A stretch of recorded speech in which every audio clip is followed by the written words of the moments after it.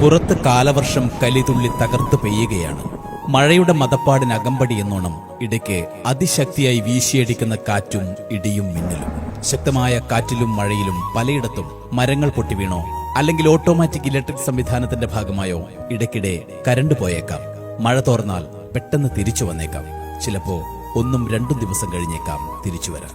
പറഞ്ഞു വരുന്നത്, കരണ്ട് പോയാൽ നമ്മളിൽ പലരും പെട്ടെന്ന് ഇരുട്ടിൽപ്പെട്ട ദേഷ്യം മുഴുവൻ തീർക്കുന്നത് KSEBയിൽ വിളിച്ച് ഫോണെടുക്കുന്ന ജീവനക്കാരനെ തെറി പറഞ്ഞുകൊണ്ടായിരിക്കും. കരണ്ട് ഉടൻ വരുമെന്ന് അവർ പറഞ്ഞാലും ഓരോ 5 മിനിറ്റിനുള്ളിലും നമ്മൾ അവരെ ബുദ്ധിമുട്ടിച്ചുകൊണ്ടേയിരിക്കും.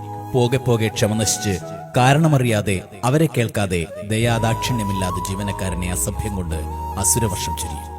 അരുത്, അങ്ങനെ ചെയ്യരുത്. അവരും നമ്മളിൽ ഒരാളാണ്. നമ്മളിൽ ഏറ്റവും വേണ്ടപ്പെട്ട ആരുടെയോ സുഹൃത്തോ സഹോദരനോ ചേട്ടനോ അച്ഛനോ ആരോ ആവാം അവരും.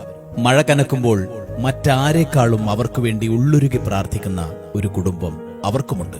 ഓരോ ഇടിവെട്ടിലും മിന്നൽ പിണർ പ്രകാശത്തിലും ജോലിക്ക് പോയ തന്റെ മകന്, ഭർത്താവിന്, അച്ഛന് ഒന്നും പറ്റല്ലേ ദൈവമേ എന്ന് കണ്ണീരോടെ പ്രാർത്ഥിച്ച് അവർക്കായി കാത്തുകാത്തിരിക്കുന്നവർ.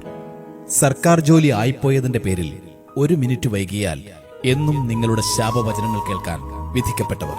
കൊടും മഴയത്ത് ശരീരം തണുത്ത് മരവിക്കുമ്പോഴും ഒരു ടോർച്ച് ലൈറ്റിന്റെ വെട്ടത്തിൽ ഏത് പാതിരാത്രിയിലും സ്വന്തം ജീവൻ പണയം വെച്ച് മറ്റുള്ളവർക്ക് വെളിച്ചം പകരാൻ സ്വയം ഇരുട്ടിൽ തപ്പുന്നവർ. റോഡിലെ തടസ്സങ്ങൾ നീക്കാൻ ഭക്ഷണം പോലും കഴിക്കാൻ നിൽക്കാതെ കയ്യിൽ കിട്ടിയ ആയുധങ്ങളുമായി കിതച്ചുകൊണ്ട് പാഞ്ഞെത്തുന്നവർ. അപകടം പിടിച്ച ഓരോ പോസ്റ്റിലും സ്വന്തം കുടുംബത്തെ മറന്ന് കൈകൾ ഇറുകിപ്പിടിച്ച് വലിഞ്ഞു കയറുന്നവർ. ഏത് പ്രതികൂല സാഹചര്യത്തിലും കർമ്മനിരതരായി പ്രവർത്തിക്കുന്നവർ. സെക്ഷനിലെ 5 പേരെ വെച്ച് ഒരു നാടിനാകെ വെളിച്ചം പകരാൻ രാപ്പകലില്ലാതെ ഓടി നടക്കുന്നവർ.